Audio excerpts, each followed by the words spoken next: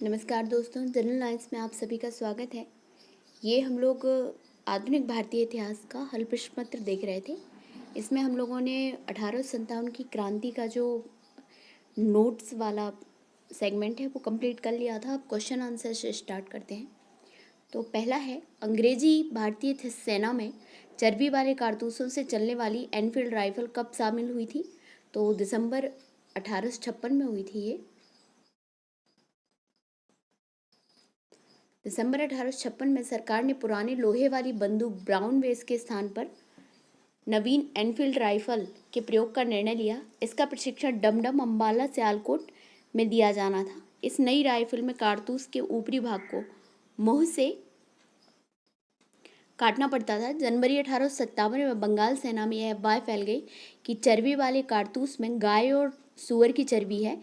सैनिक अधिकारियों ने इस अफवाह की जांच किए बिना तुरंत इसका खंडन कर दिया, किंतु सैनिकों को विश्वास हो गया कि चर्बी वाले कारतूसों का प्रयोग उनके धर्म को भ्रष्ट करने का एक निश्चित प्रयत्न है।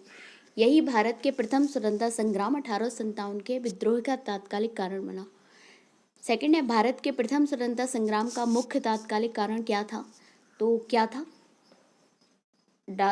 लॉर्ड डलहौजी की हड़प नीति, अंग्रेजों का धर्म में हस्तक्षेप का संदेह। तो हस्तक्षेप का संदेह आएगा क्योंकि ये जो चर्बी वाले कारतूस थे तो ये इसी में आएगा, अंग्रेजों का धर्म में हस्तक्षेप का संदेह। बाकी ये तो थे ही, डलहौजी की हड़प नीति, ये सब थे, सैनिक असंतोष, लेकिन मेन अंग्रेजों का धर्म में हस्तक्षेप पर संदेह था। मंगल पांडे की घटना हुई थी तो कहाँ हुई थी? बैरकपुर छावनी में हुई थी। ठीक है। 29 मार्च 1857 को बैरकपुर में सैनिकों ने चर्बी वाले कारतूसों का प्रयोग करने से इनकार कर दिया और एक सैनिक मंगल पांडे ने अपने एजुडेंट पर आक्रमण कर उसकी हत्या कर दी। मंगल पांडे कहाँ के विप्लव से जुड़े हुए हैं? तो बैरकपुर से। मंगल पांडे सिपाही था तो कौन सी? ये थे 34वीं बंगाल नेटिव इन्फेंट्री के, तो इसमें से कोई नहीं होगा। ठीक है, ये थे 34वीं बंगाल नेटिव इन्फेंट्री के 6th कंपनी में एक सैनिक थे। ठीक है। नेक्स्ट है, 1857 के विद्रोह के दौरान बहादुर शाही ने किसे साहब आलम बहादुर का खिताब दिया था? तो ये वक्त खां थे। इन्होंने दिल्ली से 1857 की क्रांति का नेतृत्व किया था, वक्त खां ने। तो बहादुर शाही ने इसे साहेब आलम बहादुर का खिताब दिया था। 1857 के विद्रोह के दौरान बहादुर शाही ने वक्त खां को साहब आलम बहादुर का खिताब दिया था। वक्त खान एक पख्तून था, ईस्ट इंडिया कंपनी में सूबेदार के पद पर था। कंपनी की ओर से उसने प्रथम अंग्रेज अफगान युद्ध में भाग लिया था। बहादुर शाह ने अपने बड़े पुत्र मिर्जा मुगल और मिर्जा जहीरुद्दीन को मुख्य सेनापति घोषित किया, किंतु विद्रोह में वास्तविक नेतृत्व जो था वो वक्त खान के पास था। ठीक है। 1857 की क्रांति का प्रथम अंग्रेज अफगान युद्ध कब हुआ था? तो ये कब हुआ था? ये ऑकलैंड के टाइम हुआ था। ठीक है, 39 से 1839 से।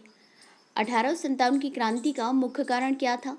तो ये था ब्रिटिश साम्राज्य की नीति।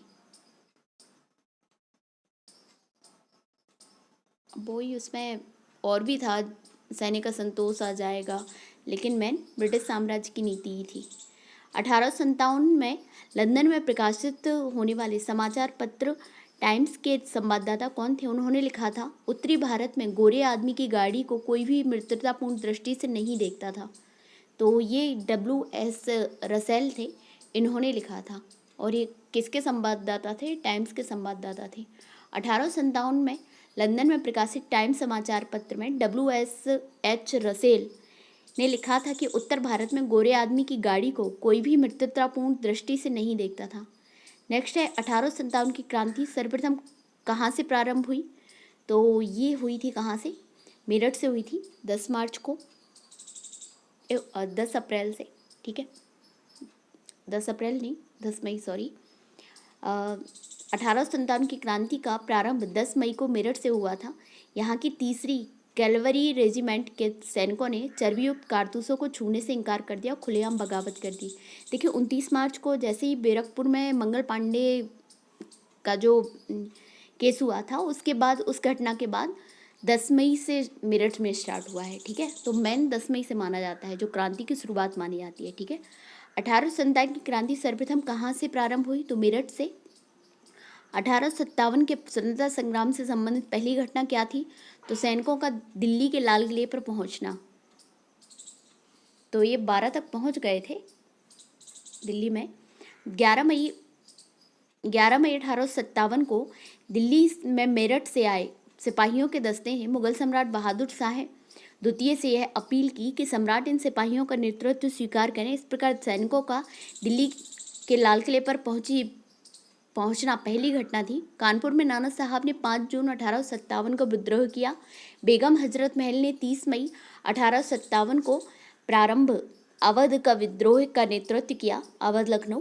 झांसी की रानी लक्ष्मीबाई ने जून 1857 में विद्रोह किया और वे 17 जून 1858 को शहीद हो गई, ठीक है।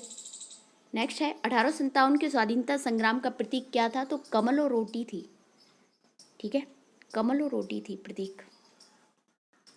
1857 के स्वाधीनता संग्राम का प्रतीक कमल और रोटी था। 1857 के संग्राम के निम्नलिखित केंद्रों में से सबसे पहले अंग्रेजों ने किसे पुनः अधिकृत किया? तो सबसे पहले उन्होंने दिल्ली को अधिकृत किया था। कैप्टन निकोलसन के नेतृत्व में 3 महीने की घेराबंदी के पश्चात 20 सितंबर 1857 को अंग्रेजों द्वारा दिल्ली की पुनर्प्राप्ति कर ली गई। 1857 के स्वाधीनता संग्राम की वीरांगना महारानी लक्ष्मीबाई की जन्मस्थली कौन सी है? तो बनारस है। इनका मूल नाम जो बचपन का नाम था मणिकर्णिका था और गोलघर में पैदा हुई थी जो वर्तमान बनारस में है। 1857 के बरेली विद्रोह का नेतृत्व को किसने किया था? तो मौलवी खान बहादुर ने किया था। और कुंवर सिंह कहाँ के थे? जगदीशपुर के थे। बरेली में रोहिलखंड के भूतपूर्व शासक के उत्तराधिकारी खान बहादुर ने 1857 के विद्रोह की रहनुमाई की। यद्यपि ब्रिटिश पेंशन पर गुजर बसर कर रहे खान बहादुर ने शुरू में इसमें कोई दिलचस्पी नहीं ली थी, किंतु विद्रोह की लहर फैलते ही उन्होंने खुद प्रशासन संभाल लिया और करीब 40,000 सैनिकों को संगठित कर अपनी मजबूत सेना बनाई और अंग्रेजों का कड़ा मुकाबला किया। मुगल सम्राट बहादुर शाह द्वितीय ने उन्हें वायसराय के पद पर नियुक्त किया। इस पद पर अपने कार्यकाल के दौरान उन्होंने हिंदुओं और मुसलमानों के साथ समानता का व्यवहार किया और एक सुयोग्य राजनीतिक के गुणों का प्रदर्शन किया। महारानी लक्ष्मीबाई की समाधि कहाँ स्थित है? तो ग्वालियर में है। महारानी लक्ष्मीबाई का जन्म बनारस में हुआ था और जो समाधि है वो ग्वालियर में है। रानी लक्ष्मीबाई को अंतिम युद्ध में सामना करना पड़ा किसका? तो यूरोज का करना पड़ा था, ठीक है।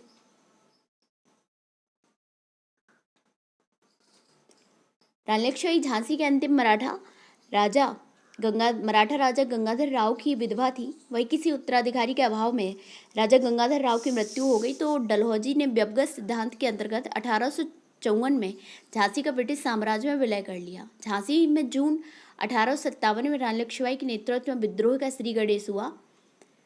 झांसी के पतन के बाद रानी लक्ष्मीबाई की ओर ग्वालियर की ओर प्रस्थान कर गई, जहां तात्या टोपे के साथ अंग्रेजों को कई युद्धों में पराजित करने के बाद अंततः अंग्रेज जनरल ह्यूरोज से लड़ते हुए 17 जून 1858 को वे वीरगति को प्राप्त हुई। रानी की मृत्यु पर ह्यूरोज ने कहा था, भारतीय विद्रोहियों में यहाँ सोई हुई औरत अकेली मर्द है। अगला क्वेश्चन है 1857 का विद्रोह लखनऊ में किसके नेतृत्व में आगे बढ़ा? तो किसके नेतृत्व में आगे बढ़ा था? बेगम ऑफ अवध के, ठीक है। बेगम ऑफ अवध हजरत महल, ठीक है। लखनऊ अवध में विद्रोह का प्रारंभ 30 मई 1857 को हुआ। विद्रोह का नेतृत्व बेगम हजरत महल ने किया था, जिन्हें बेगम ऑफ अवध कहते थे। वह महिला जिन्होंने अवध में 1857 की क्रांति का नेतृत्व किया तो बेगम हजरत महल थी। लखनऊ में 1857 के स्वतंत्रता संग्राम का नेतृत्व किसने किया? तो ये हजरत महल थी। निम्न में से कौन इलाहाबाद में 1857 के संग्राम का नेता था? तो ये थे मौलवी लियाकत अली, ठीक है। इलाहाबाद से इलाहाबाद में 1857 के संग्राम में विद्रोहियों की कमान मौलवी लियाकत अली ने संभाली। यहाँ बाद में यहाँ के विद्रोह को जनरल नील ने समाप्त कर दिया। 1857 के संघर्ष में भाग लेने वाले सिपाहियों की सर्वाधिक संख्या थी तो कहाँ से थी? अवध से थी। इसी कारण बाद में जो 1858 का एक्ट आया था ना, तो अवध और यहाँ से उत्तर पश्चिम सीमा प्रांत से जो सैनिक लिए जाने लगे थे उनमें कमी कर दी गई और गोरखा, पंजाब, सिख इन लोगों को लिया जाने लगा। 1857 के संघर्ष में भाग लेने वाले सिपाहियों की सर्वाधिक संख्या अवध से थी। वास्तव में उस समय अवध में शायद ही कोई ऐसा परिवार रहा होगा जिसका कोई सदस्य सेना में ना रहा हो। केवल अवध से ही लगभग 75,000 सैनिक सेना में थे। नाना साहब का कमांडर इन चीफ कौन था? तो ये तात्या टोपे थे, ठीक है, कमांडर इन चीफ। कानपुर में 5 जून 1857 को नाना साहब को पेशवा मानकर स्वतंत्रता की घोषणा की गई। नाना साहब को सेनापति commander in chief Tatya Tope से बहुत सहायता मिली और फिर तात्या टोपे की हत्या मतलब गिरफ्तार कर दिया गया। तो ये एक मानसिंह थे, उन्होंने ही कर दिया था, इनके विश्वस्त थे। एक अजीमुल्ला खां सलाहकार थे। तो अजीमुल्ला खां किसके थे? नाना साहब के सलाहकार थे, ठीक है, अजीमुल्ला खां। वर्ष 1857 के विद्रोह के संदर्भ में से किसे उसके मित्र ने धोखा दिया, उसे अंग्रेजों द्वारा बंदी बनाकर मार दिया गया। तो यही तात्या टोपे थे, ठीक है, मानसिंह थे, उन्होंने धोखा दे दिया था। तात्या टोपे का देखो नाम दूसरा कौन सा था? रामचंद्र पांडुरंग था। अब वे 1857 के भारतीय विद्रोह के प्रमुख नेता थे। उनका जन्म महाराष्ट्र में एओला गांव में हुआ था। वे अपने पिता पांडुरंग राव टोपे के साथ बिठूर आ गए, जहां वे पेशवा के दत्तक पुत्र नाना धोंदो पंत, इन्हें नाना साहब के नाम से भी जाना जाता था, और महाराजा माधव सिंह जी के मित्र बन गए। 1851 में डलहौजी ने नाना साहब को उनके पिता के पेंशन से वंचित कर दिया। उधर तात्या टोपे पहले से ही ब्रिटिशों को अपना शत्रु मान चुके थे। दोनों ने मिलकर कानपुर में ईस्ट इंडिया कंपनी की भारतीय टुकड़ी को जीतकर नाना साहब के आधिपत्य को स्थापित किया और तात्या स्वयं सेना के कमांडर इन चीफ बन गए। नाना साहब से अलग होने के बाद तात्या टोपे अपना मुख्यालय कालपी ले गए। रानी लक्ष्मीबाई से हाथ मिलाया। दोनों ने मिलकर बुंदेलखंड क्षेत्र में विद्रोह का नेतृत्व किया। जनरल ह्यूरोज ने ग्वालियर के उस ऐतिहासिक युद्ध में उन्हें हराया, जिसमें रानी लक्ष्मीबाई वीरगति को प्राप्त हुई। ग्वालियर खो देने के पश्चात तात्या टोपे ने सागर एवं नर्मदा क्षेत्र तथा खानदेश एवं राजस्थान क्षेत्र में सफलतापूर्वक गोरिल्ला युद्ध का संचालन किया। 1 वर्ष तक अंग्रेज सेना उन्हें पकड़ने में नाकाम रही। अंततः उनके एक विश्वसनीय मित्र मानसिंह ने उन्हें धोखा देकर उस समय पकड़वा दिया, जब वे पारो के जंगलों में अपने कैंप में सैन कर रहे थे। यहाँ से उन्हें पकड़कर शिवपुरी लाया गया और सैनिक अदालत में 18 अप्रैल 1859 को फांसी दे दी गई। 1857 की निम्नलिखित क्रांतिकारियों में किसका वास्तविक नाम रामचंद्र पांडुरंग था? तो ये तात्या टोपे थे। कुंवर सिंह 1857 के विद्रोह में एक प्रमुख नायक थे। वह निम्नलिखित में से किससे संबद्ध थे? तो बिहार से थे। बिहार में जगदीशपुर आ रहा, ठीक है। नेक्स्ट, हाँ, 1897 में जगदीशपुर में विद्रोह की अगुवाई करने वाले कुंवर सिंह बिहार के तत्कालीन शाहाबाद जिले, वर्तमान भोजपुर जिले के जगदीशपुर से संबंधित थे। प्रकृति ने उन्हें अदम्य शौर्य, वीरता और सेनानायक के आदर्श गुणों से मंडित किया था। इसी कारण उन्हें सही रूप में विद्रोह के दौरान बिहार का सिंह माना जाता है। उन्होंने शाहाबाद एवं आरा क्षेत्र में अंग्रेजों की सत्ता का तख्ता पलट किया और अपनी सरकार स्थापित की। वह कानपुर पर संयुक्त आक्रमण के लिए नाना साहब की मदद हेतु कालपी की ओर आगे बढ़े। वह विद्रोह की मसाल को रोहतास, मिर्जापुर, रीवा, बांदा, लखनऊ तक ले गए, जहां उनका अत्यंत सम्मानपूर्वक स्वागत किया गया। अपनी अंतिम सफलता के रूप में उन्होंने अपने गृहनगर जगदीशपुर के निकट अंग्रेजों को बुरी तरह पराजित किया। इस दौरान कुंवर सिंह बुरी तरह घायल हो गए और 26 अप्रैल 1858 को उनकी मृत्यु हो गई। उनकी मृत्यु के बाद उनके जो भाई थे अमर सिंह, उन्होंने दिसंबर 1858 तक अंग्रेजों के विरुद्ध संघर्ष जारी रखा था। नेक्स्ट है, कुंवर सिंह अंग्रेजों के खिलाफ 1857 के विद्रोह में किस जगह शामिल हुए थे? तो ये आरा से शामिल हुए थे, ठीक है। सबसे पहले 1857 की क्रांति के दौरान बिहार में क्रांतिकारियों का नेता कौन था? तो बाबू कुंवर सिंह थे इसके नेता।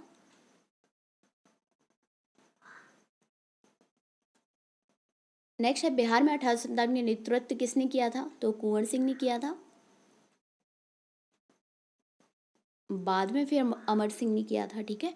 कुंवर सिंह ने 1857 के विद्रोह का नेतृत्व किस प्रांत से किया था? तो बिहार से किया था। 1857 के विद्रोह का नेतृत्व बिहार से किसने किया? कुंवर सिंह ने किया।